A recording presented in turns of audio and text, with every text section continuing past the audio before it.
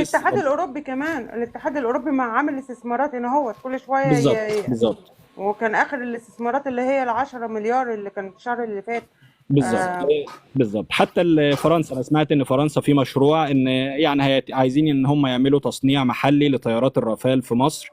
وسمعت كمان ان الصين، في عند الصين طيارات شبحيه، طيارات حربيه شبحيه. في كلام انا سمعت برضو من بعض المواقع الصينيه ان هم عاوزين يعملوا انتاج محلي للطيارات دي برضو في مصر. فانا بتوقع الفتره اللي جايه ان شاء الله خير كبير جدا جاي لمصر، ولكن محتاجين بس شويه صبر. الفتره اللي جايه انفتاح لمصر، الله ينور عليك. بالظبط انفتاح كده. لمصر. السنين اللي جايه هتبقى فيه انفتاح في بلدنا. علشان كده بنقول للشباب تاني، هنرجع تاني برضه لموضوع الشباب. في بالظبط الفتره بالظبط. دي خد كورساتك، في الفتره دي اشتغل على نفسك، الله ينور اشتغل عليك، صح. على نفسك، الخير جاي. اشتغل على مظبوط نفسك عشان تقدر ان انت تشتغل في مكان كويس.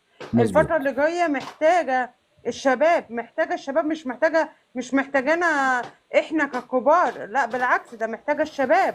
لان ده مظبوط. مستقبلهم مش صحيح. مستقبلنا احنا خلاص. اه ربنا يدينا الصحة، احنا مش كبار قوي، بس ده مستقبل اللي طالع بقى، الناس اللي بالظبط طالعة ال بالظبط. 13 سنة وال لازم 12 سنة. بعد بقى الإعدادية خلاص، خش دراستك، كمل دراستك وخد كورساتك، تمام، واشتغل. الله ينور عليك، صح. وفي نفس يعني الوقت فهو هو هو ده اللي لازم يحصل الفترة اللي جاية من الشباب.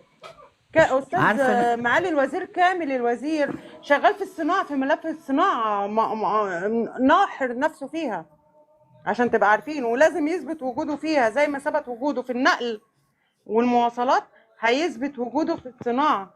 والأيام اللي جاية مصانع كتير قوي هتتفتح، اللي اتقفلت سنة 2019 و2020 بسبب ضغوط سياسية، برضو بسبب حصار مصر اقتصاديا، قفل المصانع. تمام. الفترة اللي جاية المصانع دي هتتفتح تاني، 13,000 مصنع اللي هم القدام، غير الجداد، غير المصانع الجديدة بإذن الله اللي هتتفتح. بقول لك اصلا لازم الشباب ينتهز فرصة عمره، لان الاجيال اللي جاية دي يعني هي مرت بثورة وشافت، فلازم يبقى عنده خلفية في مجال ومناحي الحياة والله يا كلها، رب. يعرف اقتصاد وسياسة وفن، يعرف ينتشروا في كل المجالات. الفرصة جاية لهم بأريحية، فلازم هم يكونوا محصنين نفسهم بانهم يبقى عندهم خبرة، بدل ما تروح تسافر وتقول انا عندي خبرة في كذا، لا، في بلدك خبرة تكون ازيد واقيم، لان انت في بلدك هتديك قيمة مساء النور، ومبتكر. مساء النور يا محمد.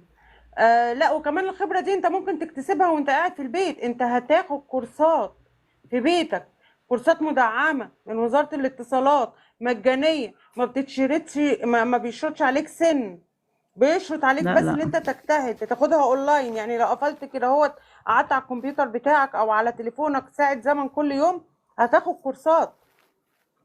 ف... ايوه ايوه. وهتنزل تشتغل، وكورسات معتمدة. انا بس باكد على كلامك يا استاذ 100 مليون. برضو اللي عاوز يراجع الكلام بتاعي، انا الخبر ده جايبه من قناه فرنسا 24، وهي القناه الرسميه الاخباريه الفرنسيه. في منها بالعربي، في منها بالانجليزي، في منها بالفرنساوي، شوف زي ما انت عاوز، يعني الخبر موجود فيها. الخبر بيقول شركات، الخبر ده بتاريخ شهر 6 اللي فات، يعني بتتكلم من شهر ونص كده يعني. تمام. الخبر بيقول شركات أوروبية توقع صفقات مع مصر تتجاوز 40 مليار يورو. تمام كده. اللي مش متأكد من الخبر يروح على فرنسا مبلغ 24. كبير. 40 مليار يورو. تمام كده. ما شاء الله. فاللي حابب انه يتأكد من الخبر يدخل على فرنسا 24. وبيقول لك خلال مؤتمر استثماري بالقاهرة، توصلت شركات أوروبية لتوقيع صفقات قد تتجاوز 40 مليار يورو مع شركاء مصريين. والكلام ده موجود على موقع فرنسا 24. فإن شاء الله الخير جاي، مش بس أوروبا، أمريكا كمان، الصين، دول آسيوية كتير، كمان دول عربية. فإن شاء الله الخير قادم لمصر. وعارفة كمان ايه، هم خلاص يعني خلاص، يعني سلموا بأن مصر ثابتة وفيها من بيحبها ويحميها، فابتدوا يدخلوا في شراكات، لأن هم كانوا عايزين ياخدوا مصر كلها بخيرها، فلقوا إن إحنا لن نستغنى عن يعني أرضنا وحياتنا وعمرنا، فابتدوا يبتدوا يستثمروا في الأرض هنا.